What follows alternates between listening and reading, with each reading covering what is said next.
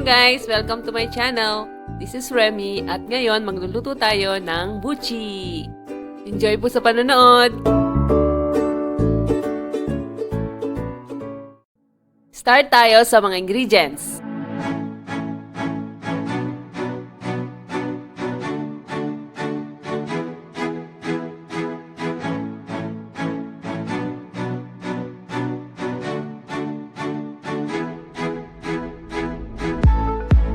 Tatlong klaseng palaman ang lalagay natin.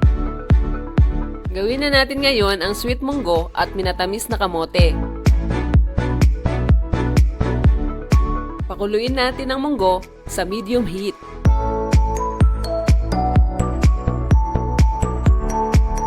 At isabay na rin natin pakuluan ang kamote.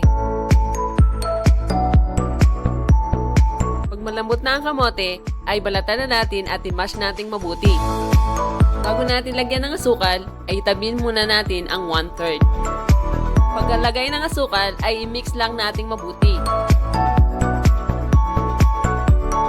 Yan, gawa na ang minatamis na kamote. Next, lagyan nating asukal ang pinakuloang munggo at haluin nating mabuti. Pag malakit na at wala na itong sabaw, gawa na ang sweet munggo.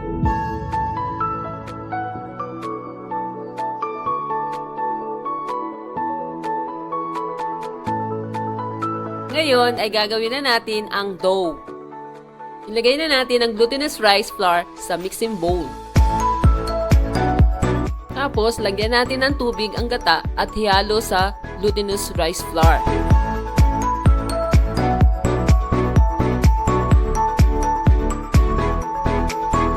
Haluin lang natin mabuti at idagdag natin ang natitirang tubig.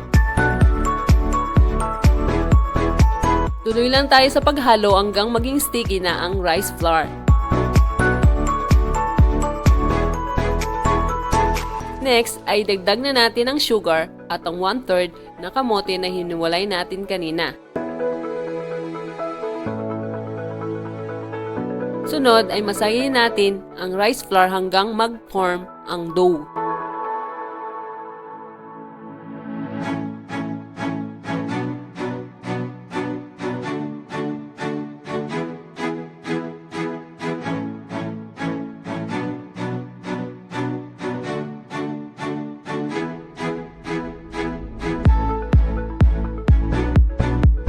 Pag smooth na ang dough, ay ready na ito.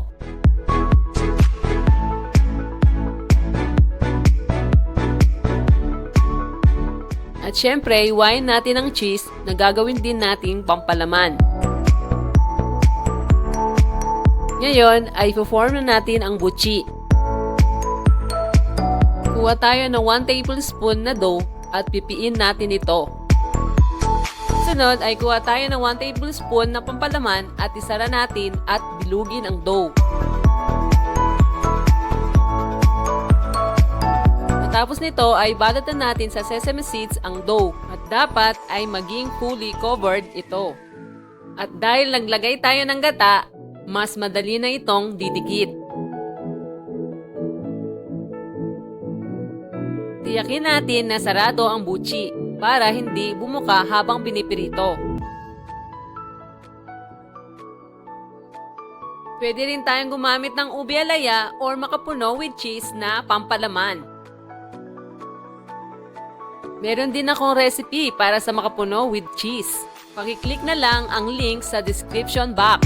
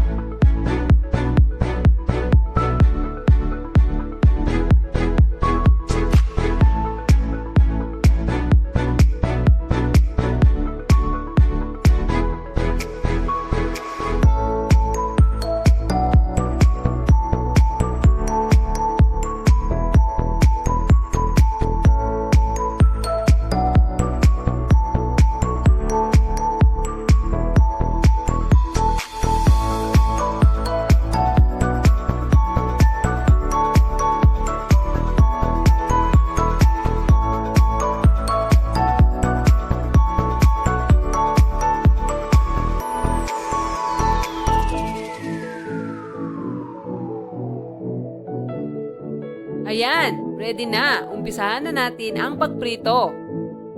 Magpainit tayo ng mantika sa cooking pot at sa medium heat lang.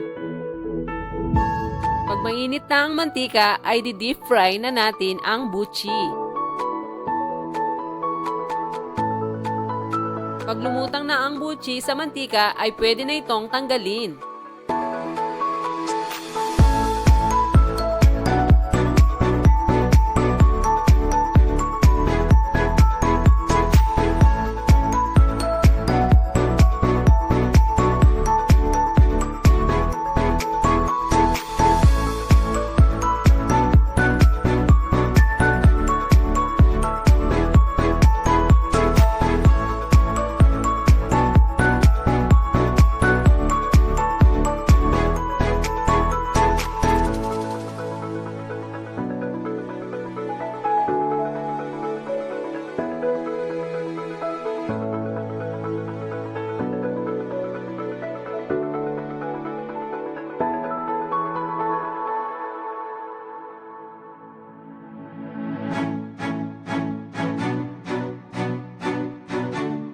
At pagkatapos iprito, ay pwede nang i-serve.